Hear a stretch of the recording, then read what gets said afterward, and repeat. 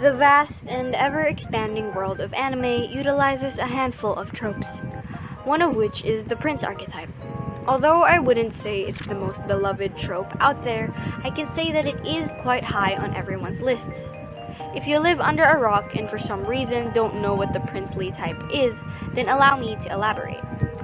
The princely type is characterized by a usually young male of elite status either by wealth, social position, or overall popularity.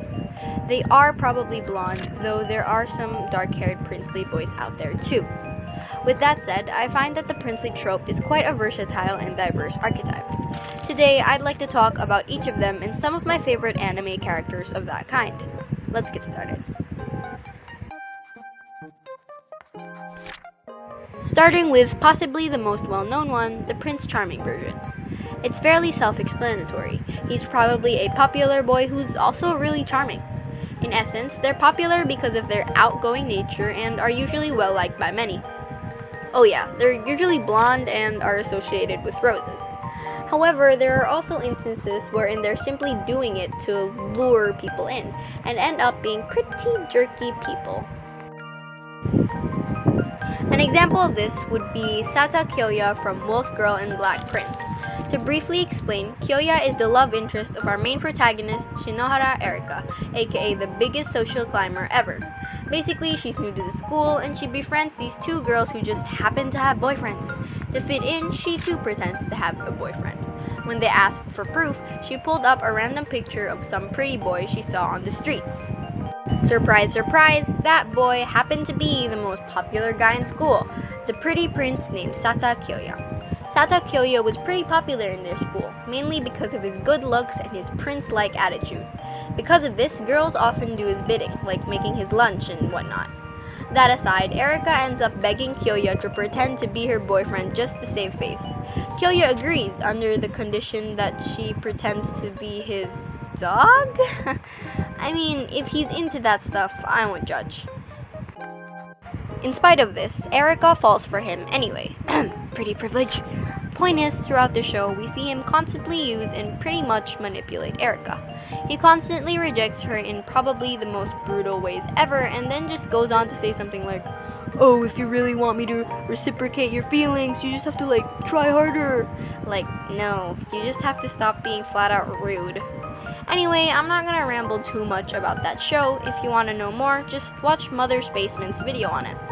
The main point is that Kyoya ultimately just uses his princely behavior as a facade so that girls do his bidding. On the other hand, we have the actually beloved Prince Charming, the shining, shimmering, and splendid kind. They're flamboyant and usually have a full-on fan club of girls and sometimes even boys.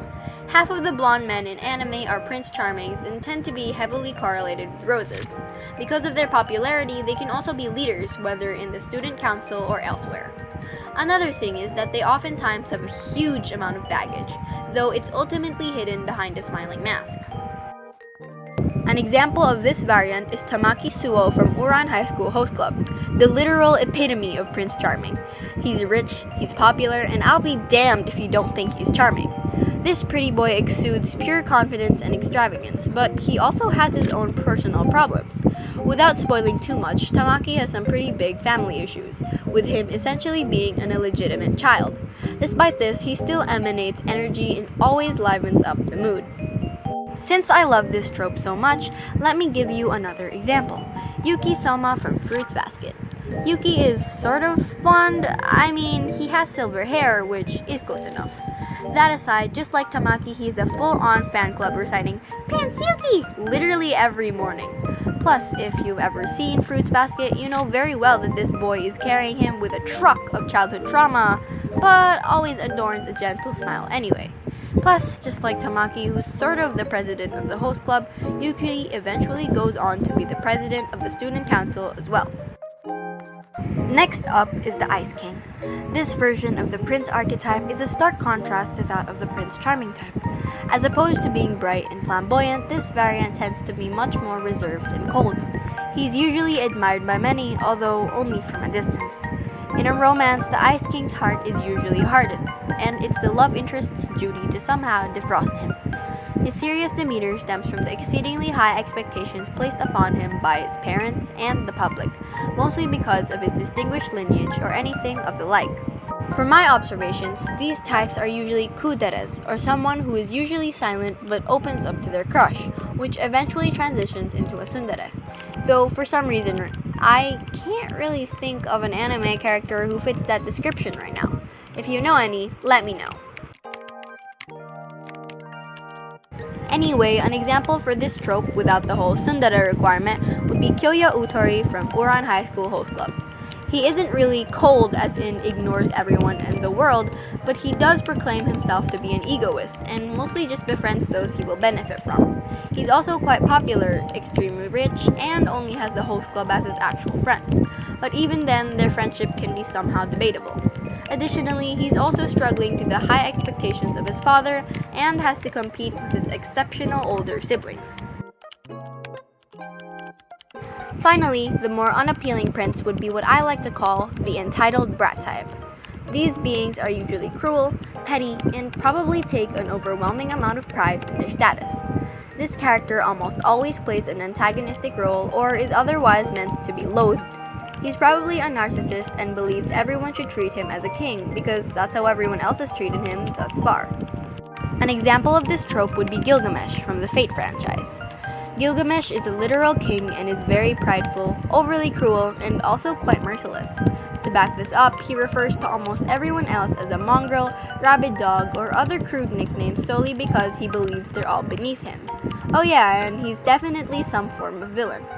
Despite this, he remains to be the beloved, albeit tyrannical, king of Uruk. Plus, a good amount of the fandom loves him, especially me. I believe this is because he's an incredibly compelling character. He's arrogant but has the power to back it up. He's abrasive and rude but manages to do so while maintaining a certain grace and aura befitting of a refined king. In short, he's a glorious and magnificent leader who you're free to admire and despise at the same time. Of course, I don't speak for everyone, and most entitled brats aren't really as great as Gilgamesh anyway. As stated earlier, many love the whole prince archetype, including me, but sometimes I wonder, why? Well, after thinking of it, I've come to the conclusion that there's a special ingredient that really makes this trope shine.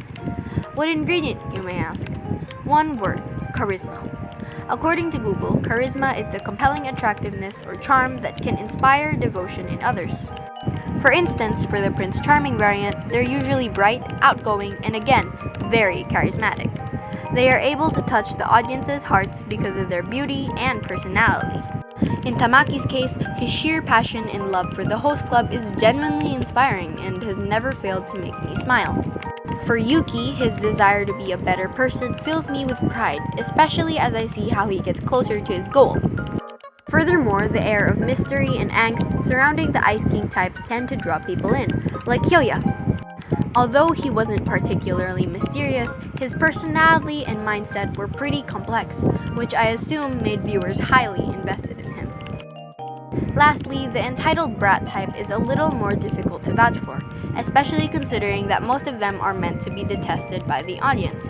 However, there are some that are loved, like Gilgamesh. Like I said earlier, he carries this air of royalty and supremacy that intrigues many and makes him somehow liked. It's sort of like in Mean Girls. Katie says she hates Regina, but still wanted her to like her.